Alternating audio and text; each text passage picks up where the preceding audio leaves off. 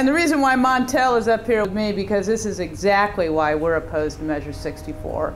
We are an agency that relies entirely on private donations. There are no tax dollars that come to us. And giving campaigns like the state employees giving campaign, like the charitable checkoff, provide much needed dollars to help us rescue animals in need, provide food for them, get them spayed and unfortunately neutered, Montel, and investigate animal cruelty. There are humane societies across the state that need support, and taking one more tool out of the toolbox isn't fair, isn't right, and it's going to cost us the programs that we care dearly about.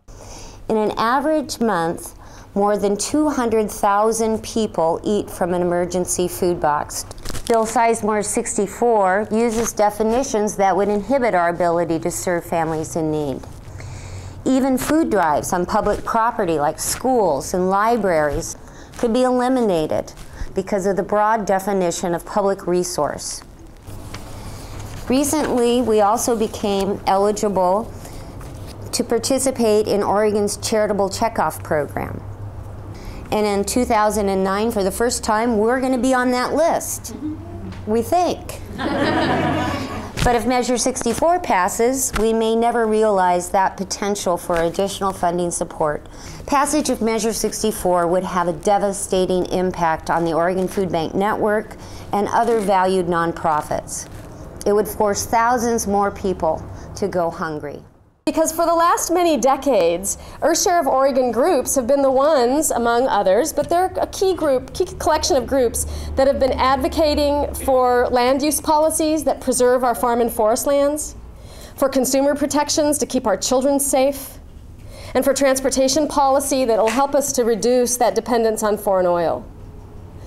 But Measure 64 would severely restrict the ability of the very organizations that have made Oregon special to carry on their long-standing history of advocacy and education. So I encourage all nature-loving Oregonians to vote no on Measure 64 and to continue instead to protect this beautiful place we call home.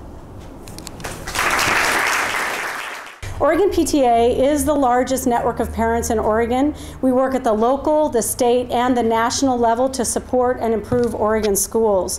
Measure 64 is so poorly written that it will prohibit organizations like ours from using any public buildings, like schools, to conduct membership drives or fundraising events within those buildings.